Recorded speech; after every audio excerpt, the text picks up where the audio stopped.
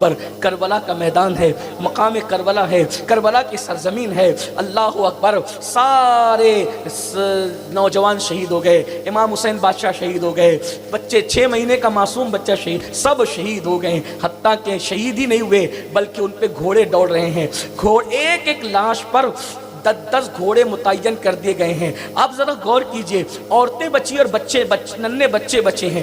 عورتیں اگر چوہے کی موت دیکھ لے تو وہ کھانا نہیں کھاتی دن بھر۔ محلے میں ایک ایکسیڈنٹ میں بچہ مر جائے تو پورے محلے کی عورتیں ایسے روتی ہیں جیسے خود کا بچہ۔ عورتیں بڑی نرم دل ہوتی ہے، لیکن قربان جائیں، عورتیں اور ننھے بچے ہیں اور خود کے بچوں پر گھوڑے دوڑ رہے ہیں، خود کے شوہر پہ گھوڑے دوڑ، خود کے بھائی پہ گھوڑے دوڑ، لاشیں کچلی جا رہی ہیں، ایک ایک لاش پہ 10 گھوڑے ہیں۔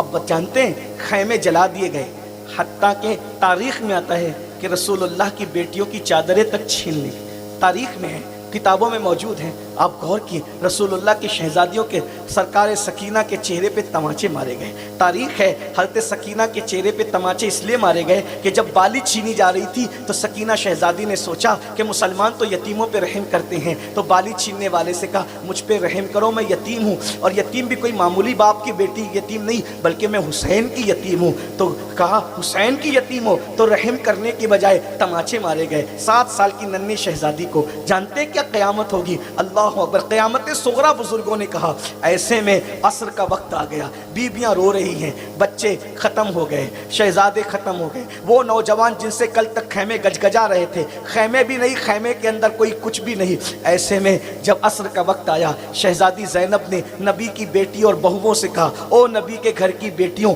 اے نبی کے گھر کی بہووں، بہت رو چکی ہو اور بہت رونا ہے، لیکن یاد رکھو عصر کا وقت جا رہا ہے، اٹھو پہلے عصر پڑھو، کہیں ایسا نہ ہو کہ اگر تمہاری عصر چھوٹ گئی تو رسول اللہ نے فرمایا، نانا جان نے فرمایا کہ جس نے عصر کی نماز جان بوجھ کر چھوڑ دی اس کے سارے اعمال برباد کر دیے جاتے ہیں۔ مجھے ڈر لگ رہا ہے اگر تم نے عصر نہیں پڑھی تو کہیں کربلا کی دی ہوئی قربانی تمہاری ضائع نہ کر دی جائے۔ اے نبی کے گھر والوں اٹھو پہلے عصر پڑھو۔ بیویوں نے کہا بی بی یہاں تو اصغر کو پانی نہ ملا، ہم وضو کے لیے پانی کہاں سے لائے؟ کہا تیمم کرو مگر ابھی نماز پڑھو، تیمم کر کے نماز پڑھو مگر پڑھو۔ بیویوں نے اس وقت بھی نماز ترک نہیں کی، گھر کے بیٹوں پر، شوہروں پر، شہزادوں پہ گھوڑے ادھر دوڑ رہے ہیں، نبی کے گھر کی بیٹیوں کی نماز نہیں چھوٹی، اور ہماری بیٹیاں ولیموں میں نماز چھوڑ رہی ہیں، ہماری بیٹیاں شادیوں میں نماز چھوڑ رہی ہیں، ہم لوگ جلسوں کی تیاری میں نماز چھوڑ رہے ہیں۔ یاد رکھنا 1 کروڑ جلسے ایک پلڑے میں رکھے جائیں اور ایک فرض سجدہ ایک پلڑے میں رکھا جائے، دونوں برابر نہیں ہو سکتے۔ میرے بھائیوں کدھر ہو، کہاں ہو؟ نماز کی اہمیت کو جانو، اللہ کے رسول کا فرمان سنو، من ترک الصلاۃ متعمدا فقد کفر، جس نے جان بوجھ کر نماز چھوڑ دی اس نے کافروں جیسا کام کیا، اس نے کفر والا کام کیا، وہ کفر کی حد تک پہنچ گیا۔ اور آپ یہ سمجھتے ہیں حضور بخشوائیں گے؟ بے شک حضور کی شفاعت پر حق ہے، شفاعت لأہل الکبائر من امتی، مگر حضور فرماتے ہیں جو جان بوجھ کے نماز چھوڑ دے میں محمد اس سے بیزار ہوں، قیامت کے دن اس کے ساتھ میرا کوئی وعدہ نہیں ہے، قیامت کے دن اس کے ساتھ میرا کوئی وعدہ نہیں ہے۔ مجھے بتاؤ رسول اللہ فرما رہے قیامت کے دن اس کے ساتھ میرا کوئی وعدہ نہیں ہے۔ جب قیامت میں شفاعت کی بھیک لینے جاؤ گے اور رسول اللہ فرمائیں گے ظالم تجھے میرا یہ حکم یاد نہ تھا کہ جس نے نماز جان بوجھ کے چھوڑ دی قیامت کے دن اس کے ساتھ میرا کوئی وعدہ نہیں ہے، بتاؤ حضور کو کیا جواب دو گے؟ رسول اللہ کو کیسے مناؤ گے؟ پھر نہ مانیں گے۔ قیامت میں اگر مان گیا اس دن پچھتانا کام نہیں آئے گا، اس دن رونا کام نہیں آئے گا، اس دن گڑگڑانا کام نہیں آئے گا۔ بہت وقت دیا اللہ نے، تھوڑا سا ٹائم نکال لو۔ تو میں عرض کیا کر رہا تھا، اپنے عنوان پر آتا ہوں۔ اللہ کے سچے رسول صادق و مصدوق مصطفیٰ جان رحمت فرماتے ہیں صلی اللہ علیہ وآلہ وسلم کہ قبر میں سب سے زیادہ عذاب بے نمازی کو دیا جاتا ہے۔ اب کیا ہے؟ فرمایا اتنا اندھیرا اور تاریکی اس کی قبر میں ہوتی ہے کہ ایک ہاتھ کو دوسرا ہاتھ سجھائی نہیں دیتا، اتنا اندھیرا ہوتا ہے۔ اور اس کے بعد دوسری بات، چاروں طرف سے قبر دباتی ہے۔ پھر میرے آقا نے اپنے گورے گورے خوبصورت ہاتھوں کو ایک دوسرے میں ملایا اور اس طریقے سے بتایا صحابہ کو میری انگلیاں اس قابل نہیں، کہاں وہ انگلیاں جس کے حسن پر کائنات کا حسن قربان ہے، میری انگلیاں گنہگار خاک آلود، لیکن صرف سمجھانے کے لیے حضور علیہ السلام نے دونوں طرف کے ہاتھ इस तरह मिला के फरमाया जैसे ये उंगलियां एक दूसरे में घुस गई हैं ऐसे पिसलियां एक दूसरे में घुस जाती है। और फिर पता है फरमाया उसके कफन को आग की शक्ल दे दी जाती है, उसका पूरा कफन आग का बना दिया जाता है। मैं नहीं कह रहा हूं, अपने आका के फरमान का मफहूम है। मुसलमानों, तुम्हें अपने आप पे रहम नहीं आता, तुम्हें अपनी कमजोरी पे रहम नहीं आता। सिगरेट का चटका बर्दाश्त नहीं कर सकते, अगरबत्ती का चटका बर्दाश्त नहीं कर सकते, चिराग का चटका बर्दाश्त नहीं कर सकते, गर्मियों की अप्रैल और मई की धूप बर्दाश्त नहीं कर सकते। जब ये कफन पूरा आग का बन जाएगा नमाज छोड़ने की वजह से, चारों तरफ से कब्र दबाएगी, कौन है बचाने वाला? कोई आएगा बचाने के लिए? एक जुमला और ऐड कर दो इसमें। आप लोग ये सोचते हैं फुला बचाएगा फुला बचाएगा। मेरे भाई दुनिया इतनी खुदगर्ज है, लोग अपने जनाजे में नहीं आते, लोग हमारी बीमारी में हमारी खैरियत नहीं पूछते। जो लोग जनाजे में नहीं आते और खैरियत नहीं पूछते वो कब्र में कौन आएगा भाई? कोई आना भी चाहे तो नहीं आ सकता। देखो शायरी की दुनिया अलग है, हकीकतों की दुनिया अलग है। जिसने कब्र में आना है उसको तो आपने नाराज कर दिया है, उसकी आंखों की ठंडक पहुंचाने से आप रहे हैं, आपने सबको टाइम दिया है, हुजूर से इश्क का दावा करते हो। हुजूर की आंखों की ठंडक नमाज है। मेरे आका अलैहिस्सलाम तो फरमाते मैं उनसे बेजार हूँ। आका फरमाते मैं उनसे बेजार हूँ जो नमाज नहीं पढ़ते, उनके साथ मेरा कोई वादा नहीं जो नमाज नहीं पढ़ते। फरमाया वो मेरे जिम्मे से खारिज है, बाहर है जो नमाज नहीं पढ़ते। मेरे भाइयों बताओ ना अपना क्या बनेगा, अपना क्या हाल होगा? अल्लाह अकबर। फिर मेरे आका इरशाद फरमाते हैं कि बेनमाजी, अल्लाह अकबर, अल्लाह उस पर एक सांप मुसल्लत करता है, एक सांप, उसका नाम भी बताया, वो गंजा सांप है, उसके सर के बाल झड़ चुके हैं, यानी हजारों साल पुराना वो सांप है। और उस सांप का नाम अल्लाह के रसूल फरमाते हैं शुजाउल अक़रा, उसका नाम है शुजाउल अक़रा। और इमाम फ़क़ी अबुल्लाह समरकंदी लिखते हैं कि जब वो किसी को एक डंक मारेगा तो वो 70 गज जमीन के अंदर जाकर के धंसेगा, 70 गज जमीन के अंदर जाकर के धंसेगा। और 1000 साल तक के जहर उसके जिस्म के अंदर घूमता रहेगा, घूमता रहेगा जहर। एक डंक पर 1000 साल तक जहर घूमता रहेगा, 70 गज जमीन में जाके धंसेगा, लेकिन धंसेगा। आका अलैहिस्सलाम फरमाते हैं मगर वो एक डंक नहीं मारेगा बेनमाजी को, फजर नहीं पड़े हो ज़ोहर तक डसता रहेगा, ज़ोहर नहीं पड़े हो असर तक डसता रहेगा, असर नहीं पड़े हो मगरिब तक डसता रहेगा, मगरिब नहीं पड़े हो इशा तक डसता रहेगा, इशा नहीं पड़े हो फजर तक डसता रहेगा। ये सिलसिला बेनमाजी को डसने का क़यामत तक चलता रहेगा। अब अंदाजा फरमाए क़यामत तक। एक बात यहाँ ऐड कर दूं, एक बात यहाँ ऐड कर दूं, फिर आगे बढ़ता हूँ। अल्लाह अकबर। ये या रसूल, या रसूल, तवज्जो फरमाएं, जरा गौर कीजिएगा मेरे भाइयों कि ये अल्लाह अकबर, क़यामत तक वो डसेगा। अब ध्यान देना, इसमें एक चीज ऐड करता है। इस हदीस को जो मैंने बयान किया 1857 के बाद के जो नए नवेले फिरके हैं उनके मौलाना और उनके मौलवी, उनके मुबल्लिग, उनके मुकर्रिर भी इसको बयान करते हैं। यानी इस हदीस से किसी को इनकार नहीं है, सब मकतबा फिक्र के लोग मानते हैं। ध्यान देना इस पर, बहुत गौर करना, मैं कुछ ऐड कर रहा हूँ इसमें। यानी हर फिरके का मौलवी इस बेनमाजी की सज़ा में इसको बयान करता है। अब आपसे पूछता हूँ, जो बंदा बेनमाजी है तो क़यामत तक उसको सांप डस रहा है, शुजाउल अक़रा डस रहा है, ये हदीस से पाक है, इससे किसी को इनकार? हदीस से लोग इख्तिलाफ करते लेकिन इस हदीस से लोग इख्तिलाफ नहीं करते। अब आपसे एक सवाल करता हूँ कि क़यामत तक डस रहा है, कौन डस रहा है? सांप। तो इसका मतलब ये है कि बेनमाजी अपनी कब्र में क़यामत तक मौजूद है कि नहीं? एक सवाल है। बेनमाजी अपनी कब्र में, भाई दिखता नहीं है लेकिन है ना, है तभी तो अजाब हो रहा है। आप नहीं बात समझ में, आप वहां तक नहीं पहुंच गए ना। है, दिखता नहीं है लेकिन रसूलुल्लाह ने कह दिया डस रहा है तो डस रहा है। फिर वो मर के मिट्टी में नहीं मिला, दिखता नहीं है लेकिन है, इसलिए कि अगर मट्टी हो जाता तो अजाब किस पे होता? भाई उसका जिस्म है तभी तो अजाब हो रहा है, उसके बाद जिंदा है तो भी अजाब हो रहा है, मुर्दा नहीं है। इसलिए कि मुर्दे को डसेगा तो नुकसान क्या होगा? भाई सजा देने के लिए जिंदा भी होना चाहिए। तो कब्र में दिखे ना दिखे ये तो हमारी आजमाइश है कि तुम नबी की बात पे कितना यकीन करते हो।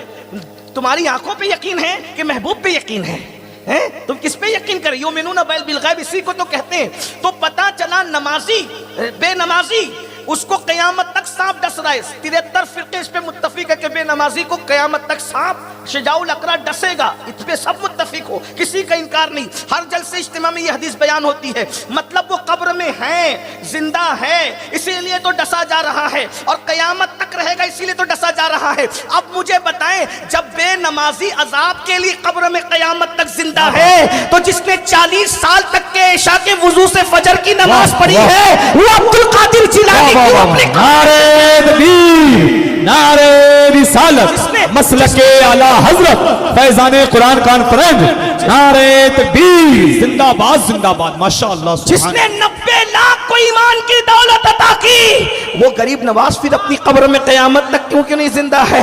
اللہ اکبر. جس نے دین کے لیے اپنا سب کچھ لٹایا، وہ چھوٹے بڑے سرکار پھر کیوں اپنی قبر میں زندہ نہیں ہے؟ جب بے نمازی قبر میں زندہ عذاب کے لیے، تو پھر یہ اللہ والے نمازی لوگ، دیندار لوگ بھی اللہ رب العزت کی نعمتوں سے لطف اٹھانے کے لیے قبر کے اندر موجود ہے. اس لیے یاد رکھنا، علامہ نظامی کہا کرتے تھے کہ ظالم بولتا ہے مگر سمجھتا نہیں ہے. بے نمازی کو تو زندہ مان لیا، اور نبی کے بارے میں اگر کہتے ہو کہ وہ مر کے مٹی میں مل گئے، بے نمازی قبر میں زندہ ہے اور نماز لانے والا نبی قبر میں مٹی بن گیا. آخر تم کہاں رہتے ہو؟ کس دنیا میں رہتے ہو؟ سن لو، جب بے نمازی نبی کی ادا کو چھوڑ کر عذاب میں ہے تو نماز کیا ہے؟ فرماتے سلو کما رأیتمونی اصلی، نماز ایسے پڑھو جیسے مجھے پڑھتے ہوئے دیکھتے ہو. جس کی اداؤں کو ادا کرنے کا نام نماز ہے، ادا چھوڑ دے تو عذاب کے لیے قبر میں زندہ ہے. تو صاحب ادا کی زندگی کا عالم کیا ہوگا؟ اسی لیے بریلی کا قلندر کہتا ہے تو زندہ ہے واللہ، تو زندہ ہے واللہ میرے چشم عالم. نعرہ تکبیر، نعرہ رسالت مسلک اعلی حضرت فیضان قرآن کانفرنس فیضان بدانی شریف حضرت سید امین القادری صاحب قبلہ.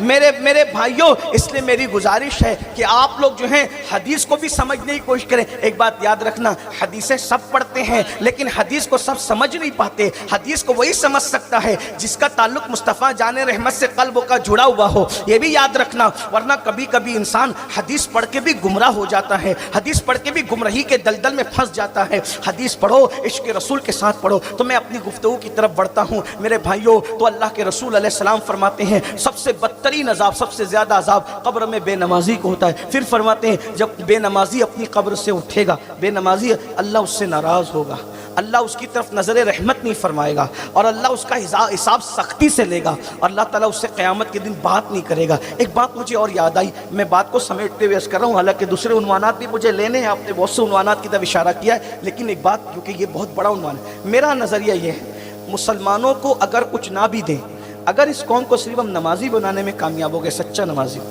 تو یہ قوم خود ہی سدھر جائے گی. کیونکہ قرآن کہتا ہے ان الصلاۃ تنہا عن الفحشاء والمنکر، کہ نماز ہر برائی اور بے حیائی سے روک لیتی.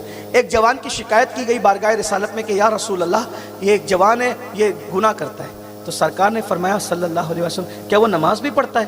تو ہاں حضور، نماز بھی پڑھتا ہے. اور فرمایا کہ اگر وہ نماز پڑھتا ہے تو اس کی نماز اس کو ایک دن برائی سے ضرور روکے گی، کیونکہ اللہ کا فرمان ہے کہ نماز برائی اور بے حیائی سے روک لیتی. اور نمازی اپنے بچوں کو بھی دیکھو، ہم سب کو فکر ہے نسلوں کا کیا ہوگا، بچوں کا کیا ہوگا، محنت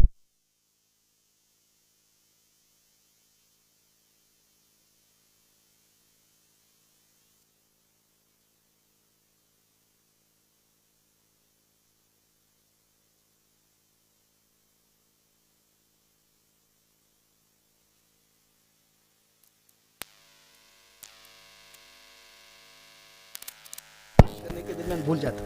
درود شریف پڑھیں، وہ مائک ہٹ جاتا ہے منہ سے بات کرنے کے درمیان. درود شریف پڑھنے کے بعد رب صلی وسلم دائما ابدا علی حبیبک خیر الخلق کلہم. تو عرض یہ کر رہا تھا میرے بھائیوں، ایک بار درود شریف پڑھیں، پھر پڑھیں صلی اللہ علیہ نبی علیہ وصحبہ وبارک وسلم صلاۃ و سلام علیک یا سیدی یا رسول اللہ. ہمیں یہ ہے کہ ہمارے بچے نیک بنے، پرہیزگار بنے، متقی بنے. محنت کیجئے، خود بھی نمازی بن جائیں، بچوں کو بھی بنائیے، نیک ہو جائیں. نماز کے زینے پہ جو پہنچا وہ اللہ والا ہو گیا، اللہ تک پہنچ گیا. اور ایک بات یہ بھی آپ کو بتاؤں، جو نماز نہیں پڑھتا، اللہ کے رسول نے فرمایا بہت خاص بات. ابھی دیکھیے لوگ مفکرین کہہ رہے ہیں کہ تیسری عالمی جنگ چھڑ گئی ہے، ایسا کہہ رہے ہیں لوگ. یہ بات وہ کہاں تک صحیح ہے غلط ہے وہ اس کو چھوڑ دیجئے، لیکن ایسا ہے، چھڑ گئی ہے. یعنی اب اس کی تمہید، اس کا دیباچہ لکھا جا رہا ہے. بہت جلدی دنیا تیسری عالمی جنگ کے اندر جو ہے وہ انوالو ہو جائے گی. اور ابھی سے دیکھ لیجئے کہ ڈیزل نہیں مل رہا ہے. ابھی ہم آ رہے تھے مالیگاؤں سے ممبئی کے لیے، ایئرپورٹ پہ 300 کلومیٹر کا سفر تھا. باللہ مبالغہ کر رہا ہوں، تین پیٹرول پمپ پہ ہم رکے لیکن ہمیں ڈیزل نہیں ملا. بعد میں ہم لوگ ہائی وے پر آئے تو ہمیں ڈیزل، یعنی ابھی ہمارے یہاں کہا ہے گیس کے سلنڈر نہیں مل رہے ہیں. اور جو وہ منی کرائسس کا معاملہ جو ہے وہ ابھی سے ہے، اور لوگ کہہ رہے ہیں کہ یہ ہوگا وہ ہوگا وہ ہوگا. اب سب ٹینشن میں. مولانا سے لے کر پنڈت تک، پنڈت سے لے کر کے راہب تک، راہب سے لے کر نمازی بے نماز سب پریشان ہیں۔ ایک بات میں آپ کو کہوں، اس ماحول میں ہمارا کیا؟ ایک بات کہتا ہوں، اللہ کی امان حاصل کر لو، اللہ کی امان، اس کی مدد حاصل کر لو۔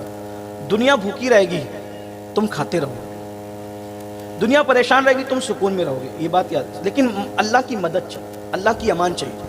جس کے ساتھ اللہ کی مدد ہے وہ کہیں بھی پریشان نہیں، بات یاد رکھنا۔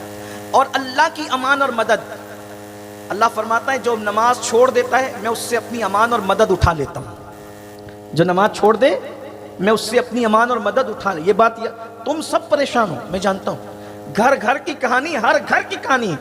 مولانا بہت پریشان ہے، بزنس اچھا نہیں چل رہا، بیٹی کو رشتہ نہیں ہے، بیٹا ہے بہت پریشان کرتا ہے۔ ایک بات کہوں، تو خدا کا نافرمان ہوا، خدا نے تجھے سزا کیا دی؟ قبر میں تو وہ بھی دے گا، بہت بڑی دے گا، لیکن دنیا میں قدرت نے تجھے سزا یہ دی ہے کہ میں نے تجھ پہ احسان کیا نا، تجھے پالا پوسا بڑا کیا، تیری ماں کے پیٹ میں تیری خوبصورت شکل بنائی، روزانہ آئینے میں دیکھ دیکھ کے اپنے آپ کو اتراتا ہے، لیکن تو میرا غدار ہوا نا، بے وفا ہوا، تو میں نے سزا کیا دیا؟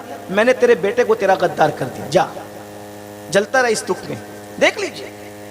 اور حدیث پاک ہے کہ اللہ بے نمازیوں کی اولاد کو ان کا غدار اور نافرمان کر دیتا ہے۔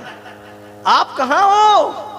ایک نماز کا دامن پکڑ لو، ساری مصیبتوں سے دنیا میں بھی بچ جاؤ گے اور آخرت میں بھی بچ جاؤ گے۔ جی بے شک۔ کہنے والے نے کہا ہے دنیا اگر نماز کی اہمیت کو جان لیتی، کیا اہمیت ہے نماز کی؟ پورے قرآن میں 6666 آیتیں کم و بیش ہے۔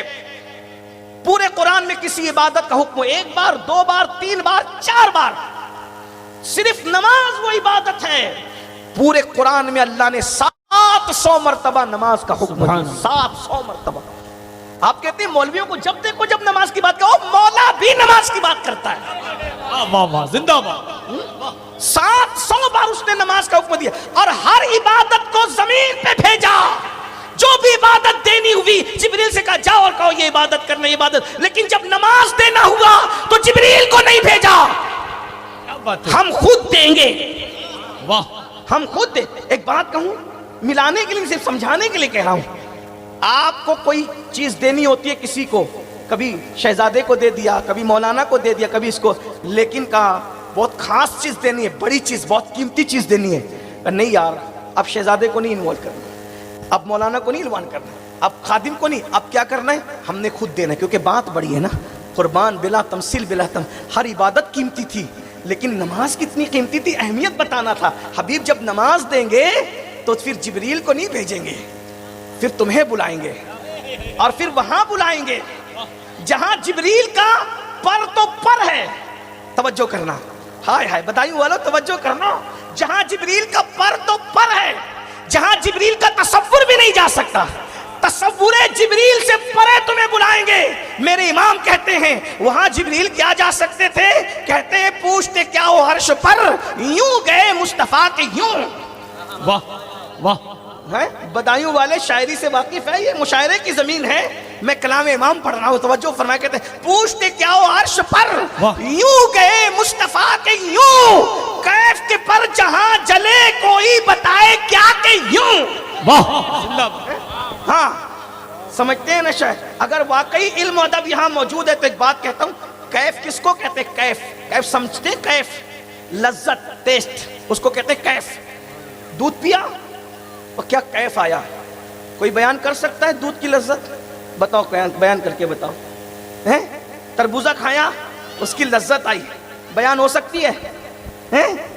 بتاؤ تربوزے کی لذت کیا ہے؟ اور سید صاحب کہیں گے، مولوی کہیں گے او مولوی تو کدھر سے آیا؟ کیف بیان نہیں ہوتا، اور جو بیان ہو جائے وہ کیف نہیں ہوتا۔ تو کہا کہ تربوزے کی کیف اور لذت کیسے ملے گی؟ کہا یہ تھیری نہیں ہے، پریکٹیکل ہے، کھا تو پتا چلے گا، جو کھائے اس کو پتا چلے، ہے نا؟ اب جب کیف بیان نہیں ہوتا تو کیف کا پر کدھر ہوگا بھائی؟ جس کا جسم نہیں اس کا پر کدھر ہوگا؟ اسے امام احمد رضا کہتے ہیں، ہاں جو اتنے اوپر کہتے ہیں کیف کے پر جہاں جلے، جہاں لذتوں کے بھی پر جلتے ہیں اس کے پرے مصطفیٰ جان رحمت جاتے ہیں۔ ہاں، اور ایک بات اور آپ کو بتا دوں، بات نکل آئی ہے تو نماز کی، اس سفر میں جہاں حضور جا رہے نماز لانے کے لیے، بھئی تھوڑی سی آپ بد نظمی نہ کریں، بہت اچھے سے سن رہے تھے، آپ گڑبڑ کر رہے ہیں، کیا میں گفتگو پوری کر، آپ گڑبڑ کریں تو مجھے ایسا لگے گا کہ اب آپ بور ہو رہے ہیں، تو بور ہونے کا مطلب یہ کہ سیدھے سیدھے نہیں کہتے بند کرو، تو شرافت سے کہنے کہ بند کر دو، ایسے نہیں ہونا۔ ہاں ہاں، نوازش ہے، کرم فرمائیں، کرم فرمائیں، جی آپ توجہ فرمائیں، غور کیجیے، جی بڑی نواز، میں تو سبق سنا رہا ہوں، میری حیثیت کیا ہے، میں بدایوں میں تقریر کروں، میں اکثر لوگوں سے کہتا ہوں بڑی بارگاہوں میں جاتا ہوں تو پھر میں سبق سنا، ماہرہ مطالعہ جاتے ہیں وہاں کیا تقریر ہو سکتی ہے، اجمیر شریف جاتے ہیں کہ چوچہ مقدسہ جاتے ہیں، خانقاہوں میں جاتے ہیں، میں کبھی تقریر کا دل لے کر نہیں جاتا، مقرر ہوتا بھی تو نہ کر سکتا تھا، میں تو کچھ ہوں بھی نہیں، لیکن یہ میرے بزرگوں کا کرم ہے کہ اپنے قدموں میں کھڑے رکھ کر سبق سنانے کا موقع عنایت فرماتے ہیں۔ جی توجہ فرما لیں، تو میں بھی یہاں سے اچھے میاں کی جاگیر سے کچھ فیوز و برکات سمیٹ کر لے جاؤں، بڑے چھوٹے سرکار کی چوکھٹ سے، حضور تاج الفول کی چوکھٹ سے، سیف اللہ المسلول کی چوکھٹ سے کچھ فیوز و برکات لے کر کے جاؤں۔ توجہ فرمائیں، کیف کے پر جہاں جلتے ہیں، پھر اس کے بعد ایک مقام پر کہتے ہیں گنچے جو چٹکے تھے، گنچے جو چٹکے، احمد رضا اس کو کہتے ہیں، گنچے جو چٹکے تھے ماں اوہا دنا کے باغ میں، واہ واہ، گنچے جو چٹکے تھے ماں اوہا دنا کے باغ میں، بلبل سدرا تک اس کی بو سے بھی محرم نہیں، کیا بات ہے، زندہ باد، بلبل سدرا تک اس کی بو سے بھی محرم نہیں، ہر جگہ ہر مرتبہ وہی جبریل لاتے ہیں، اور آج باتیں وہ ہو رہی ہے کہ وہ جو باتیں ہو رہی ہے اس کی بو سے بھی جبریل میں ہے وہ کہ کان ابھی جو ہے وہ آشنا نہیں ہے، فاوہا الی عبدی ما اوہا، جو وہی کرنی تھی بندے خاص کو کر لی، بلبل سدرا تک اس کی بو سے بھی محرم نہیں۔ ارے وہ وہاں تک کہاں جاتے ہیں، میرے آقا جب اپنی شان سے چلے ہیں تو وہ جبریل جو ایک پر پوری زمین کو اٹھا لیتے ہیں، جس کے 600 پر ہیں، امام احمد رضا کہتے ہیں، امام اہل سنت کہتے ہیں، سیدی اعلیٰ حضرت کہتے ہیں کہ جب وہ چلے ہیں اپنی شان دل ربائی سے تو جبریل تھک کر بیٹھ گئے، کہتے ہیں واہ، تھکے تھے روح الامی کے بازو، نبی نماز لانے کے لیے وہاں گئے جہاں جبریل کے پر تھک گئے۔ یہ نماز کی اہمیت کو بھی تو کوئی سمجھے نہ، کہتے تھے تھکے تھے روح الامی کے بازو، کہاں وہ دامن، کہاں وہ پہلو، رکاب چھوٹی، امید ٹوٹی، نگاہ حسرت کے ولولے تھے۔ واہ واہ واہ، زندہ باد، زندہ باد، ماشاءاللہ۔ اگر بدایوں شریف والے ابھی بھی شعر سمجھتے ہیں تو میں کہہ رہا ہوں اس شعر میں کیا بڑی بات کہی ہے بریلی کے قلندر نے۔ اب بات، جبریل کو تھکایا ہے، لیکن کیسے تھکایا؟ آخری درجے کی تھکن تھکے ہیں جبریل۔ میرا عنوان نہیں ہے معراج شریف، لیکن دل چاہ رہا ہے کہ میں اس طرح اشارہ کر کے پھر آگے بڑھوں، توجہ کریں گے آپ؟ دیکھو تھکن جو ہوتی ہے نا، تھکن 3 قسم کی ہوتی ہے۔ تھکن کتنی قسم کی ہوتی ہے؟